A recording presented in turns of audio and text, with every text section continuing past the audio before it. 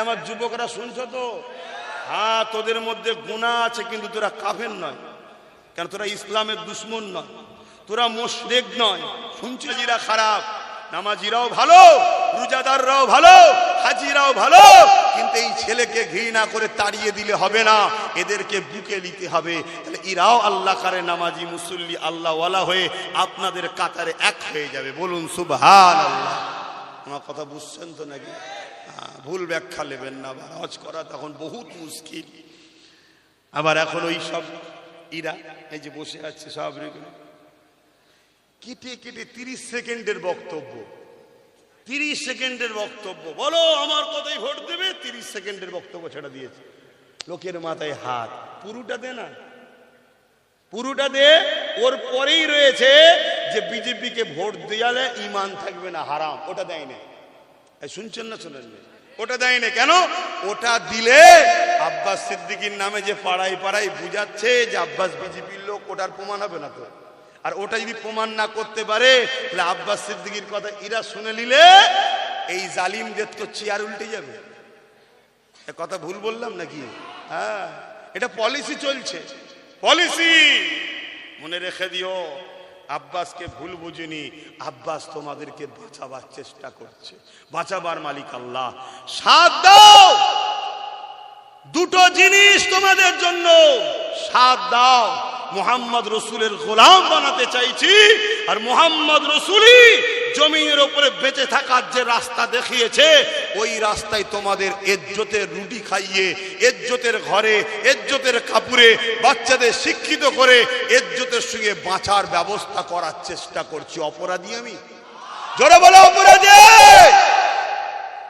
আজকে যারা আমার নামে ইলজাম দিচ্ছ, যদি আব্বাস সিদ্দিকীকে কথা মেনে নাও, আমার তো দাবি একটাই, সে আগেও ছিল আজও আছে, দাও না, তুমি একটা পা দাও না, আমি তোমাকেই বাকি 3 জায়গায় সাথ দেবো। এই অসুবিধা আছে?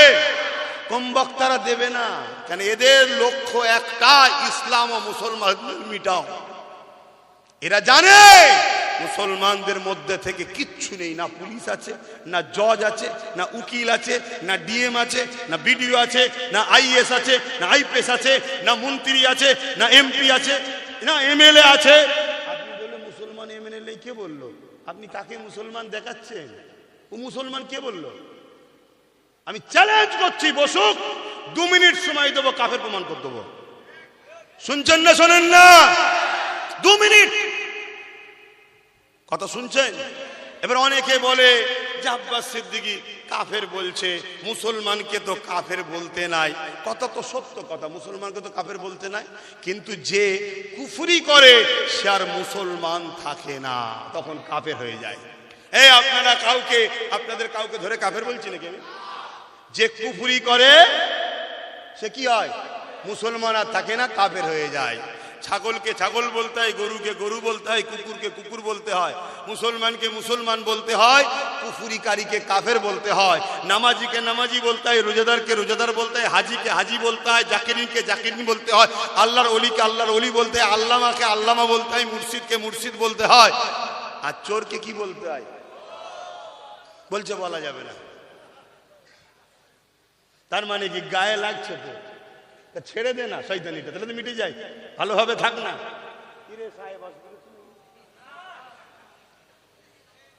একটুখানি মাঝে মাঝে একটুখানি আনন্দ করে, একটু মনটা ফ্রি হয়ে গেল। কে? আমাদের ইনশাল্লাহ চিন্তা নেই, আমাদের রহমানুর রহিম আল্লাহ আছে, আর রহমাতাল লিল আলামিন মুহাম্মদ রসুল আছে। জোরে বলুন সুবহানাল্লাহ। আর কাউকে লাগবে? আর কাউকে লাগবে না। বাকি যারাই আমাদেরকে আল্লাহ ও রসুলের সঙ্গে জুড়তে চাইবে, আমরা তাদের সাথে আছি। ঠিক না বে ঠিক? হ্যাঁ। তো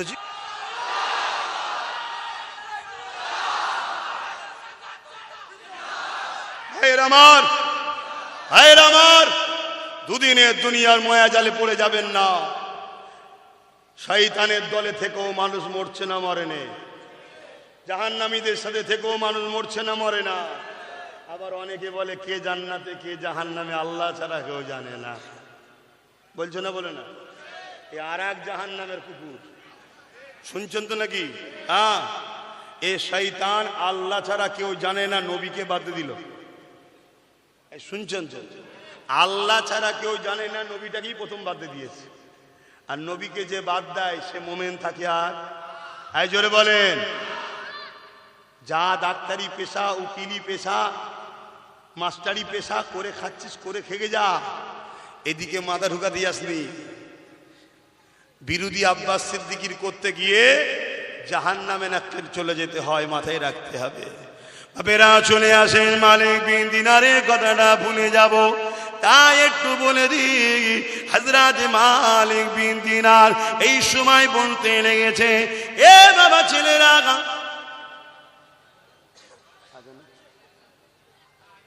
আপনাদের মহল্লায় তা মহরে পরের মহল্লায় হচ্ছে এখন মাইকের সিস্টেমে অনেক দূর যায়, তাই মহল্লার ওয়াজিবটা আদায় করতে হয়। কথা বুঝে আসছে? এ যুবকরা, হযরতে মালিক দিনার বলছে, শোনো বাবা, আমার পরিবর্তন কিভাবে হয়েছে। কেউ মানুষ কাল খারাপ থাকলে থাকতে পারে, যদি কেউ পরিবর্তন হয়ে তওবা করে, তার পুরাতন কথা তুলা কাবিরা গুনাহ। শুনছেন তো নাকি?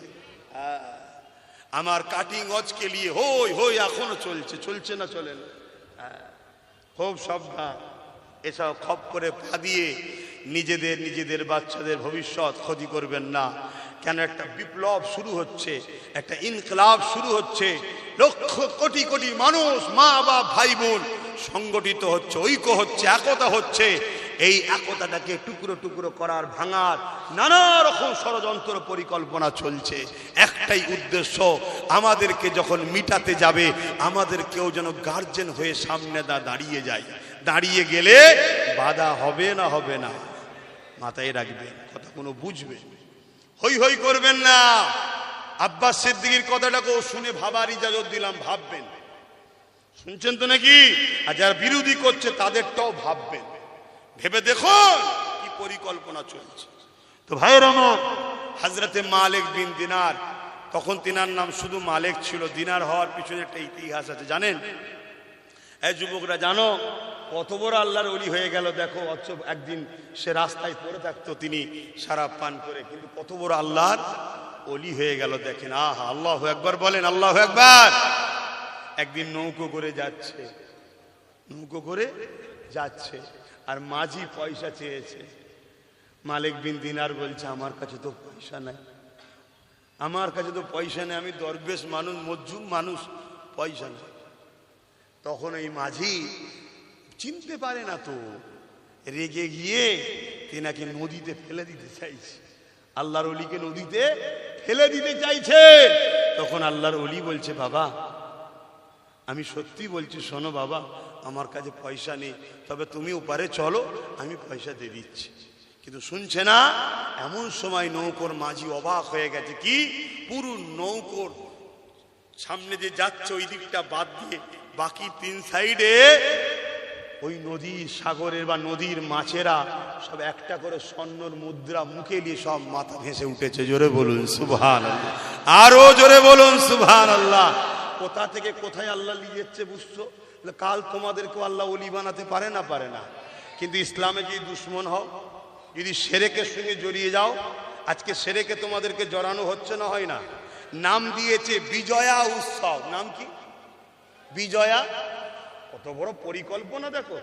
হ্যাঁ, গায়ের ইসলামের ভাই, সে তার ধর্ম করবে, উৎসব করবে, নাচবে, কুদবে, তার বিষয়ে আমার কোনো পক্ষে বিপক্ষে মন্তব্য করার মাথা ব্যথা হয়নি। আমার অমুসলিম ভাইয়ের আমার বক্তব্য শুনে দুঃখ পেলে কিছু করার নেই।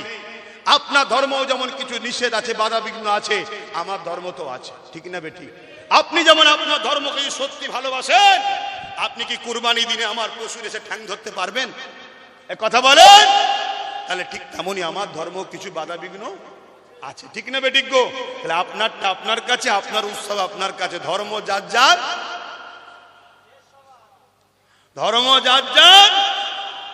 উৎসব তার, দেশ কিন্তু সবার, তাই তো নাকি? হ্যাঁ।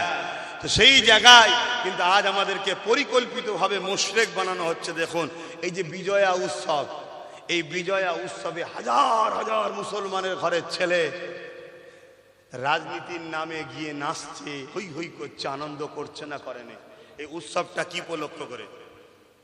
এই যে বিজয়া উৎসবটা কি উপলক্ষ করে বলুন? বলুন বলুন বলুন।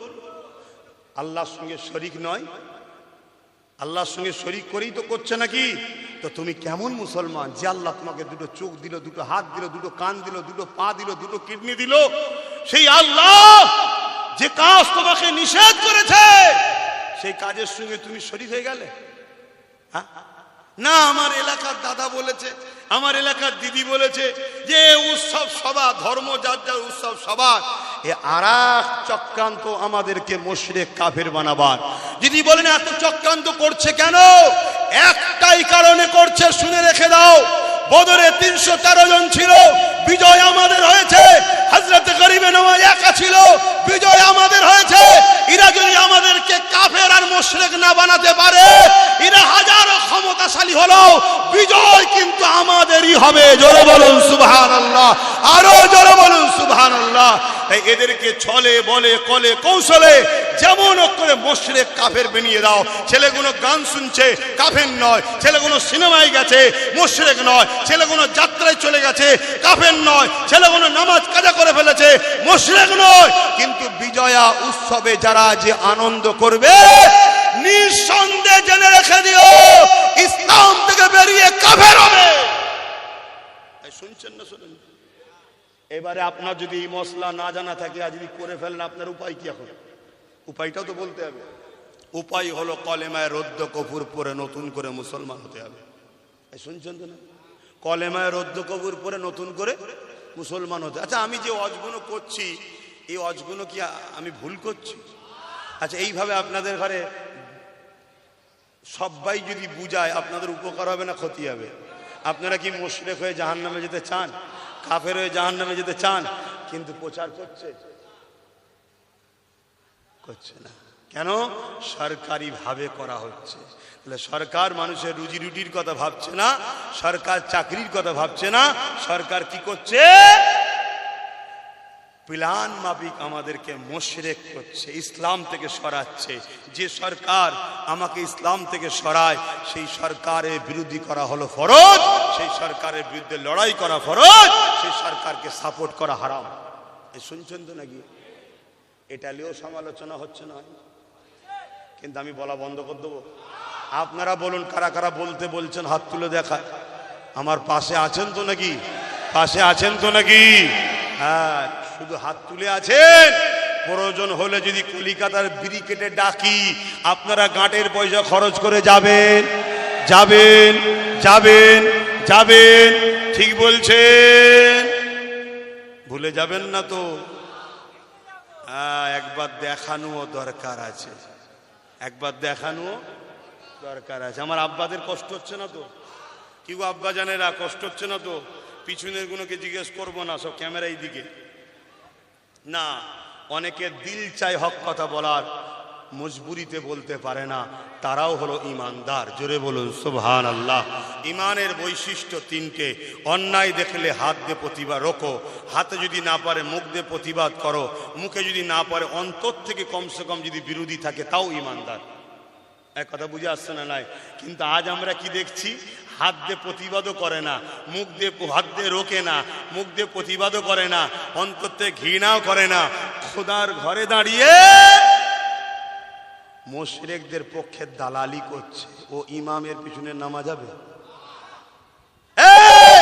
তোমরা আমার মুজাদ্দিদ জামানের রুহানি বাচ্চা, তোমরা আমার নবীর উম্মত। তোমাদের বাপ দাদাদের অবদানে এই বাংলা ইসলামের আলো জ্বলেছে। আজকে যদি কেউ চায় দাদা হুজুরের সিলসিলাকে মিটিয়ে দেবো, মসজিদ মিটিয়ে দেবো, মাদ্রাসা মিটিয়ে দেবো, তার রাজ ক্ষমতাকে মিটিয়ে দিবার জন্য দাদা হুজুরের আওলাদ হিসাবে আমি আব্বাস সিদ্দিকী লড়াই করছি। এর সাথ তোমাদের দেওয়া দরকার আছে না? না, এটাই হলো মূল লড়াই। শুধু আমাকে দেখিয়ে দেওয়া হচ্ছে কি করে এই যুবকদের কাছ থেকে আমাকে সরানো যায়। নানা রকম ভাবে মিথ্যা করে এআই করে আমার ফটোকে কেটে তার মুখে জড়িয়ে দিচ্ছে। করছে না? করেনি? তোমরা কি ভুল বুঝবে আমায়? প্রতি শুক্রবার দিন দরবারে থাকি, কোনো প্রশ্ন থাকলে ইজাজত দিচ্ছি, ভাই ভাইয়ের কাছে যাবে, প্রশ্ন করবেন, উত্তর দেবো। বা প্রতি শুক্রবারে সন্ধ্যে 7টা 7:30টার মধ্যে ফেসবুকে লাইভে বসি, তোমরা দেখো। PABS বলে ইউটিউব চ্যানেল এবং পীরজাদা এমডি আব্বাস সিদ্দিকী পেজে প্রশ্ন করবে, জানার থাকে উত্তর দেবো, কারণ সামনাসামনি হওয়ার সময় পাও না। হযরতে মালিক বিন দিনার, হুজুরের কথাটা শেষ করি। মালিক বিন দিনার জিজ্ঞেস করছে, মা তুমি কোথায় আছো? তখন বলছে, মা যে আব্বা যে সব বাচ্চারা শিশুবেলায় ইন্তেকাল করে, সে মুসলমানের হোক আর অমুসলিমের হোক, তাদেরকে আল্লাহ এই জান্নাতের একটা অংশ বাগান, এই বাগানে রাখে। জোরে বলুন সুবহানাল্লাহ। মনে থাকবে, অমুসলিমের ঘরের বাচ্চারাও ইন্তেকাল করলে, মারা গেলে, তারাও এই জান্নাতের বাগানে থাকে। বলুন সুবহানাল্লাহ। ভাইয়ের আমার, দ্বিতীয় নম্বর, মালিক বিন দিনার জিজ্ঞেস করছে, মা এই যে বিশাল, তখন ওই কন্যা বলছে, বাবা ওই সাপটাকে জানেন? বলছে, কে মা? ওই সাপটা হলো আপনার নফস। আপনার কি? নফস। আর রাস্তায় যে বুড়োটার সঙ্গে দেখা হয়েছিল, ওটা কে জানেন? ওটা হলো আপনার রূহ, আপনার আত্মা। আপনার রূহ দুর্বল হয়ে গেছে। আপনার রুহের খোরাক ছিল নামাজ, রুহের খোরাক রোজা, রুহের খোরাক হজ, রুহের খোরাক হালাল খাওয়া। রুহের খোরাককে আপনি খাবার দেননি, না খেয়ে রুহ রুগা হয়ে গেছে, দুর্বল হয়ে গেছে। আর আপনি নফসকে খাইয়েছেন মদ, হারাম খাদ্য খাইয়ে খাইয়ে আপনার নফস এত বড় সাপের মতো আকৃতি হয়ে আপনাকে তাড়িয়ে তাড়িয়ে পাহাড়ের ওই দিকে জাহান্নামের আগুন দেখছেন, ওই জায়গায় নিয়ে যাচ্ছে। হযরত মালিক বিন দিনার বলছে, বাবারা আমার ঘুমটা ভেঙে গেল। আমি সেই দিন সকালে উঠে আল্লাহর ওলির দরবারে গিয়ে তওবা করে, সবক আমল করে, তওবা করে, দিনকে জানা শিখা শুরু করে আস্তে আস্তে পরিবর্তন হয়ে আল্লাহ আমাকে এই জায়গায় আজকে নিয়ে এসছে। জোরে বলুন সুবহানাল্লাহ। আরো জোরে বলুন সুবহানাল্লাহ। কাল আমাদের যুবকদের সাথে এরকম আল্লাহ চাইলে, যে ছেলেটা হালকা বয়সে পাপ করছে অথচ দিনের পক্ষে লড়াই করে, এই ছেলেটা হালকা বয়সে ভুল করছে অথচ মসজিদ মাদ্রাসা বাঁচাবার জন্য লড়াই করে, এই ছেলেটা হালকা বয়সে একটু অন্যায় করছে অথচ ন্যায় সত্য ইনসাফ ইনসানিয়াতের পক্ষে, মানুষের পক্ষে, গরিবের পক্ষে, আল্লাহ সৃষ্টির পক্ষে কথা বলছে, জালিম জুলুম করে না। আমার আল্লাহ চাইলে আপনাকে হাজি বানিয়ে, তওবা করিয়ে, হাজি বানিয়ে, নামাজি বানিয়ে, পরিবর্তন করে আল্লাহ ওয়ালা যদি না, আল্লাহর ওলি যদি নাও হয়, জান্নাত যাওয়ার মতো বানাতে পারে না? পারে না? জোরে বলে। কিন্তু তা না করে আজকে যদি চক্রান্ত করে এই সব উৎসবের মধ্যে মেতে যাও, তাহলে কি হবে? এটা পরিকল্পনা চলছে।